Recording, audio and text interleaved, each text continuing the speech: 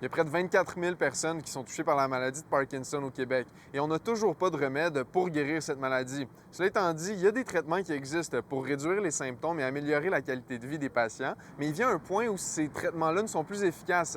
Les patients doivent donc se tourner vers des traitements alternatifs qui sont beaucoup plus invasifs. Et c'est une période qui est souvent très stressante pour ces patients-là. Alors, Caroline Caillé du CIUSS de l'Estrie a créé une BD pour aider les gens qui traversent cette période. Alors que des gens font du tricot en regardant leurs émissions de télé, moi, j'étais sur ma tablette pour faire le montage de la BD. Donc, ça m'a pris un mois de travail, pas à temps plein naturellement, mais par page. Donc, pendant tout l'hiver dernier, là, j'ai travaillé à faire ce montage-là. Cette BD-là, en fait, se veut un outil pour expliquer aux patients qui sont rendus à ce stade-là qu'il existe des traitements avancés.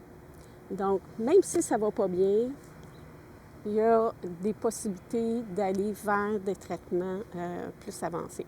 C'est déjà assez difficile pour les gens de recevoir un diagnostic, de changer éventuellement de médication. Donc, les gens viennent à perdre espoir un petit peu. Mais nous, on est là justement pour pouvoir leur dire, bien, regardez, voici l'information, voici ce qu'il est possible. Puis d'ailleurs, j'en ai fait le titre de ma BD, hein? Même quand ça va mal, il y a de l'espoir. Donc, bon. Bien sûr. Donc, pour moi, c'était important de leur dire, écoutez, les traitements standards fonctionnent peut-être beaucoup moins bien, mais écoutez, il y a d'autres alternatives. Puis, on va vous soutenir là-dedans.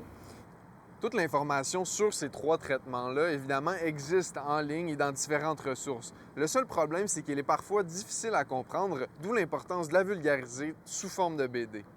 L'idée de base, c'est surtout de se donner des outils peut-être plus simples, plus accessibles pour les gens, parce qu'effectivement, il y a beaucoup d'informations sur les sites web de Parkinson Québec, Parkinson Estrie, tous les autres Parkinson en région.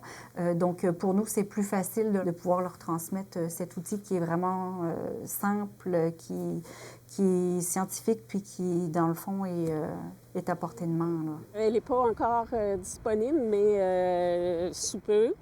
Assurément que les organismes régionaux qui sont associés à Parkinson Québec, donc Parkinson Estrie, vont pouvoir aussi la rendre disponible sur le site Internet de chacune des associations.